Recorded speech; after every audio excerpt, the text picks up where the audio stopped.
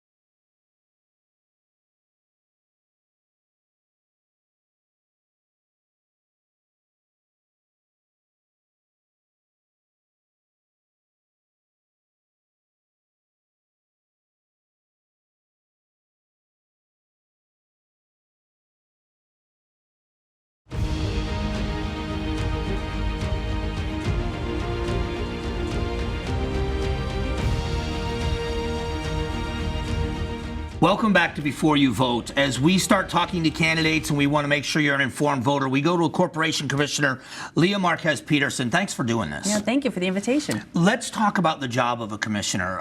What is it? Can you explain what your job is? And can you explain what you think the most important parts of your job are? No, certainly. So I've been serving on the commission since 2019, and our job really is to ensure energy reliability at the most affordable utility rates. How do we do that? We actually regulate private and investor-owned utilities in electric, water, gas, wastewater. We manage railroad and pipeline safety.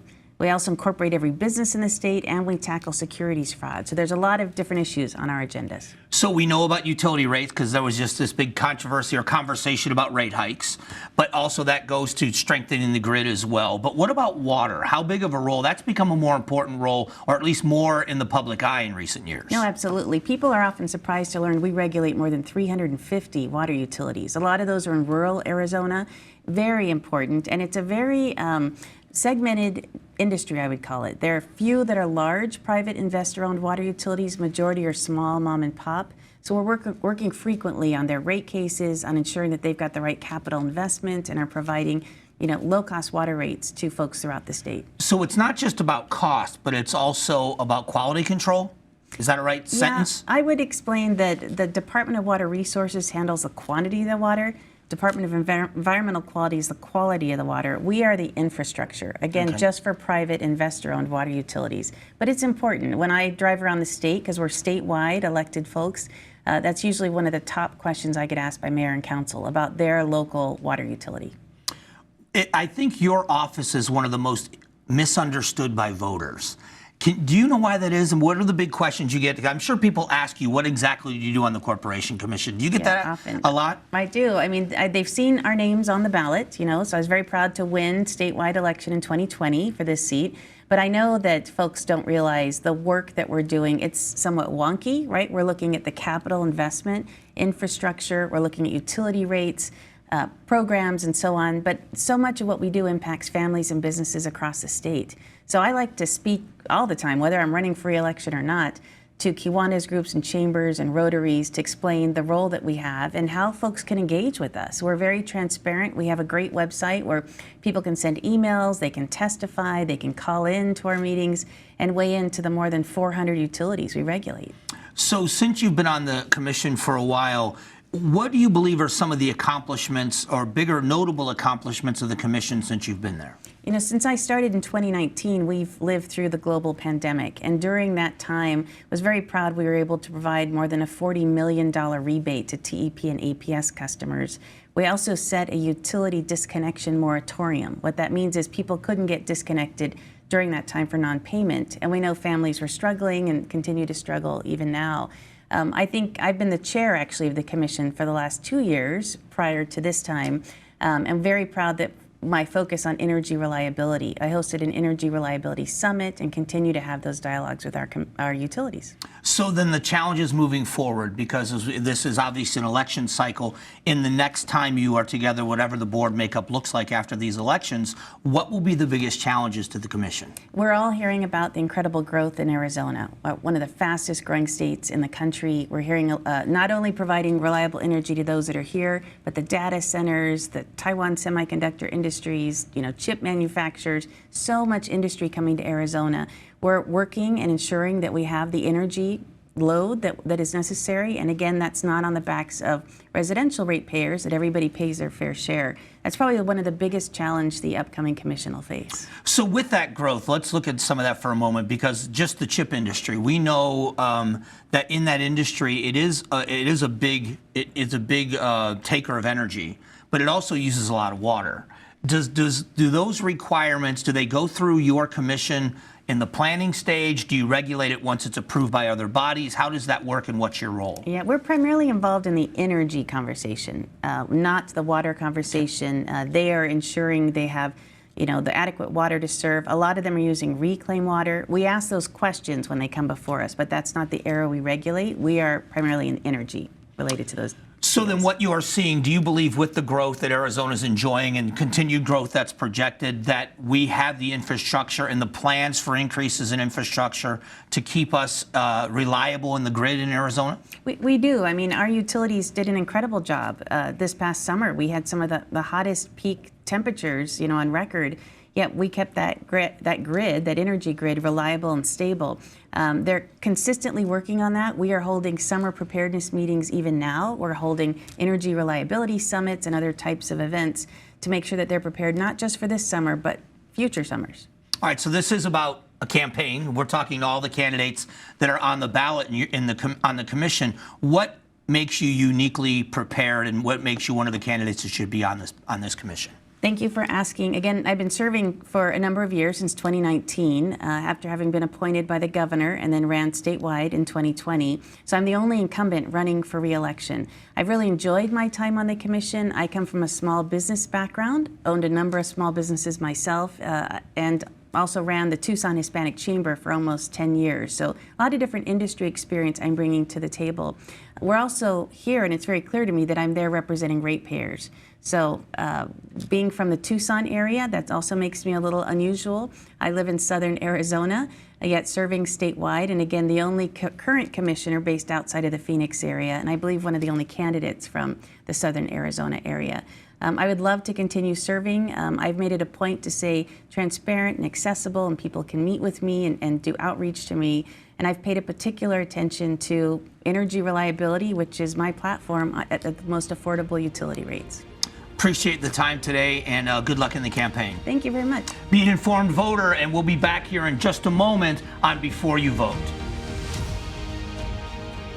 Coming up, what's the latest update on Arizona's abortion law? We're covering that next. Then later in the show, Republican candidate Rachel Walden sits down to discuss her plans for the Corporation Commission office. This is Before You Vote.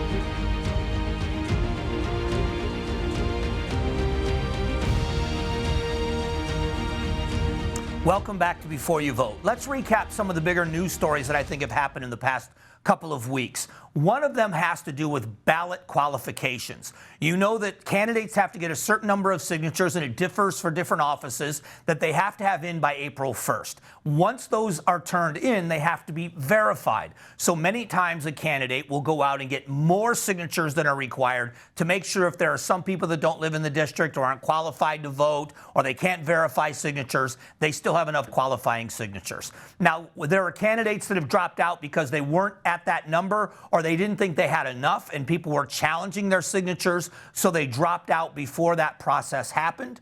We know that there has been at least one candidate that dropped out because it was found out that she wasn't filing her financial reports in a timely fashion, and fines had piled up more than the law would allow her and still be a candidate. So she said, I understand, I need to be accountable, and she dropped out of the race. And at least one candidate in this race or in these races has dropped out because he has got felony convictions, and that dropped out, not being able to vote for yourself is not a very good look. Let's talk about what I think is the biggest issue happening in Arizona, and it's a national story. And it has to do with rescinding and repealing the 1864 law on abortion. We know that what happened when recently the Arizona State Supreme Court said the way the previous law was written from 2022 means that we revert back to this 1864 law. There was an attempt by the Democrats in the legislature to rescind this law, and they needed 2 Republican votes to go along with them in order to make that happen. They only got 1, so it failed. So here's what happens now. Here in the state of Arizona, there is a ballot initiative that's making its way through the signature process that would allow voters to vote on the issue of abortion, the time frame that it would be allowable, the context, how accessible it would be. It would go back to basically what it was at Roe v. Wade.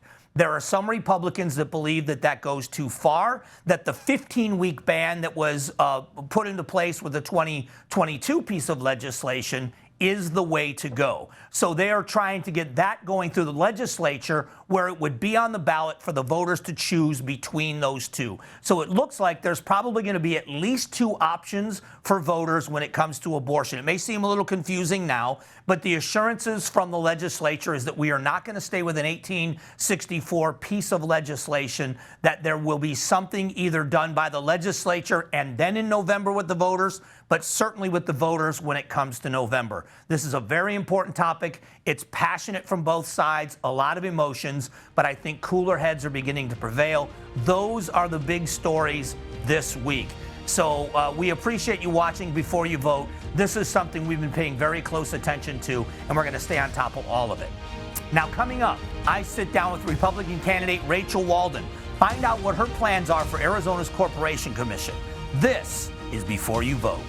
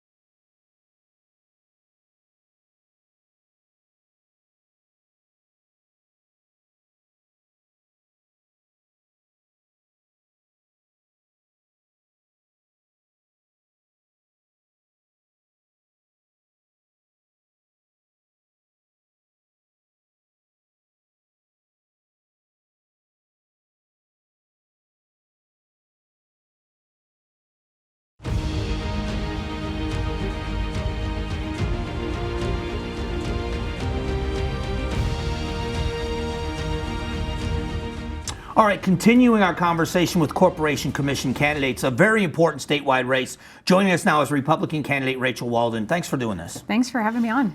Been asking all the candidates, I'm going to ask you the same question. Describe the office of a Corporation Commissioner and what you think the most important aspects of the office are. So the office is quasi-judicial. They rule on rate cases. Probably 80 to 90% of their time is on rate cases that come to them from your utilities. About 60% of the utilities in Arizona are regulated by the commission. It's your private investor-owned utilities, water, natural gas, electricity, and those cases go through public hearings. They go before a regulatory law judge, and then they come before the commission to determine what's the just and reasonable rate that Arizonans should be paying for their services. They also do financial fraud and pipeline and railroad safety. So let's talk a little bit about a couple of those areas. Balancing the need for developing and securing infrastructure with making sure you keep the rates as low as you can for people. How do you do that? What's the balance for you? So we have to balance out affordability plus reliability. So we can't just look at just what's the cheapest option out there, because we need to protect the grid and make sure that we have reliable energy for Arizonans, which is what we're used to. We've grown accustomed to this. We don't have rolling blackouts and brownouts like other states. So we have to factor in all of those different things. We have the utilities do requests for proposals where they have to go out and do all sources of generation. So if they want to build solar, if they want to build natural gas, we're still going to require them to look at all the different other sources to make sure that we're hitting those marks for them. And then, of course, safety is always a big factor too. So we go to rate school, like when you become elected as a commissioner, to even learn how to do these financial formulas and understand what's going to be the best option for Arizona. When it comes to water, which has become such a big topic recently in Arizona, what role does the commission play on the provision of water, and is it water safety? Is it making sure the water is secure? What role do you play? So a lot of it is just the water rates and then water infrastructure. There's actually a lot of water cases that come before the commission because we regulate 350 water companies. We actually have a lot of small sort of mom and pop water companies in Arizona. One of the big things that's going to be on the table is consolidation of those companies. A lot of these companies haven't had rate cases in 20 years. That sounds good. Oh, they haven't had a rate increase, but because of that, they haven't been reinvesting in their infrastructure. So they don't have money, they don't have investors, and that leaves them open to other companies that may come in and buy them. But the big question in that is, do you consolidate the service territory? So if you're in a territory of water and they buy another water company, is it now that person's responsibility to pay for the reinvesting of the infrastructure and the repairs that need to be done? That's a big question, and usually it's going to be no. It's going to be no. We don't want to consolidate service territory. I mean, we have to look at every case one by one and not be biased, but we've got to make sure that existing ratepayers don't get on the burden of this infrastructure repair when their utility buys a smaller company. So we are going to see a lot of this consolidation, I think, going into 2025, 2026, especially as the EPA makes changes on water regulation. Every candidate we've talked with, including yourself, has a unique background that they bring to the table. And I'm reading your bio. You have an extensive background in finance. And how does that play a role in the job or the job you'll do, and what do you bring to the table in that regard? Sure. Well, I was securities licensed, and the Corporation Commission, they enforce securities and investment law in Arizona. They also have sort of a division that's like being a financial detective, and they bring forth fraud cases. Sometimes they even find fraud cases before an investor is ripped off. They'll search Craigslist. They'll go through and proactively look for things where somebody may be violating securities and investment law. And I do have an extensive background in that, so I'll be able to help in that research and also be able to help my colleagues on the board. We get about 10 cases on average onto the agenda per month for the commission. It comes up quite a bit. Of course, there's always people trying to rip off consumers, and we're that one of the first lines of defense in that. I also had 10 years of experience at Vanguard, where my book of business were corporations. And I have a lot of experience with working with CEOs, with lawyers, with government regulations, compliance, auditing. I did that kind of work on the investment side. So being on that side of the table, so to speak, from a corporation commissioner, do you think being there, is that something that helps you, if you were a commissioner, understand people sitting on the other side of the table from you? Yeah, absolutely. Understanding corporate culture, understanding how especially publicly traded companies, how they work on their shareholder side versus their customer side, understanding financial reports. A lot of what the commissioners see isn't energy policy. It's financial reporting. It's the dollars, the bottom line, and being able to figure that out. And I mentioned earlier when we do the all source RFPs, understanding all those facts and dollars to figure out what's going to be the best option out of things. A lot of our leadership in Arizona has been explaining to the country that if you're coming to Arizona, we have the infrastructure that's necessary to continue. Sitting in the seat, not sitting in that seat now, but if you sit in that seat, are you confident that we can tell the entire country, whether you're a business or an individual, that we're going to have the infrastructure that you need to thrive in Arizona? Yeah, well, we're always up against federal regulations, and so if the feds change regulations on us, that does change where money has to go. If we're unsuccessful at fighting back the feds, there could be litigation in some of the regulations, like the EPA tries to do. Right now, the EPA just ruled on these regulations for water over PFAS, which is a forever chemical, and the cost, like it's the worst solution that they chose. To try to get PFAS out of the water, and it could triple rates, and it's going to require changes to water treatment and infrastructure. We have the support to do that, but so I mean, we're always going to be up against what might change. But do we have the businesses and the people and the resources to change it? Yeah, we do. I always appreciate when you come in, talking to you and to all the candidates. I think we just want informed voters, so I appreciate you coming down. Sure, thank you so much. All right, Rachel Walden, we'll be back here in a moment on Before You Vote.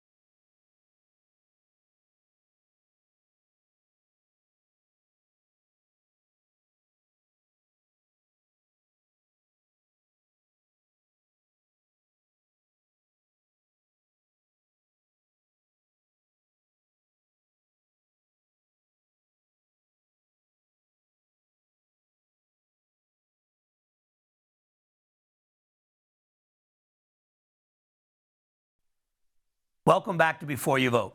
Thank you to the Arizona Corporation Commission candidates Leah Marquez Peterson and Rachel Walden. Now remember, if you miss an interview or want to rewatch any of them, head over to cw7az.com and click on Vote at the top of the page. Next week, we hear from both sides about the latest issues surrounding Arizona's abortion laws. Thanks for joining us this week. We'll talk to you next week on Before You Vote.